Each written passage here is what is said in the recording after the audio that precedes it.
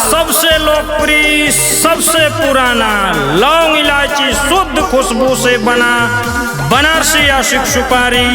ना मुंह लाल के टेंशन, ना दांत खराब के टेंशन, एकदम सुगंधित बनारसी आशिक सुपारी। बनारसी आशिक सुपारी खाई हा, एनर्जी देह के अपन बढ़ाई हा। बनारसी आशिक सुपारी खाई हा, एनर्जी देह के अपन बढ़ाई हा।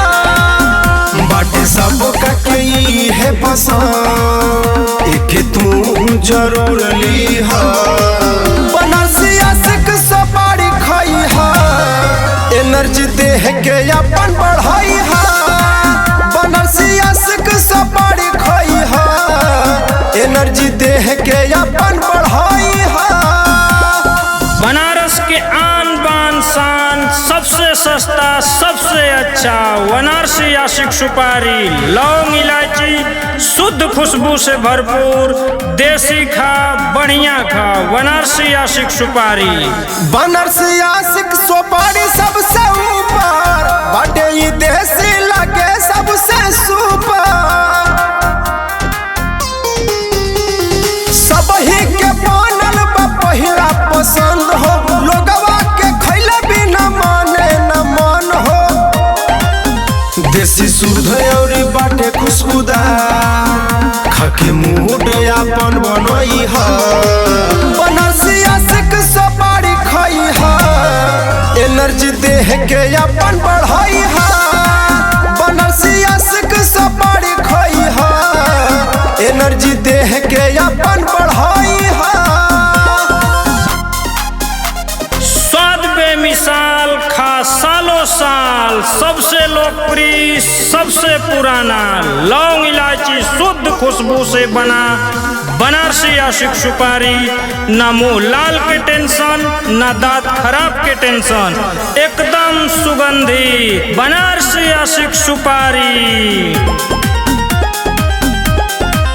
बनारसी आशिक सुपारी खाई हा, एनर्जी देह के अपन बढ़ाई हा।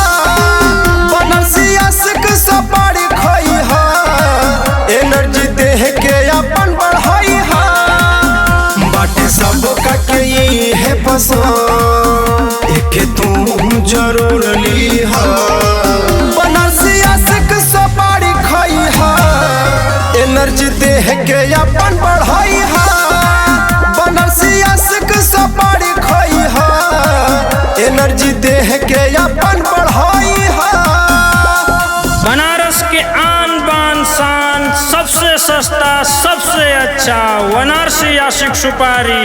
लौंग इलायची शुद्ध खुशबू से भरपूर, देसी खा बढ़िया खा बनारसी आशिक सुपारी।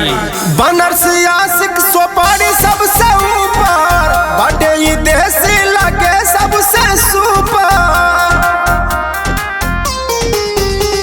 सबही के बनल बा पहिला पसंद हो, लोगवा के खैले बिना माने न मन हो। देसी शुद्ध और बाटे खुशबूदार, खाके मूड अपन बनई हा। बनारसी आशिक सुपारी खाई हा, एनर्जी देह के अपन बढ़ाई हा।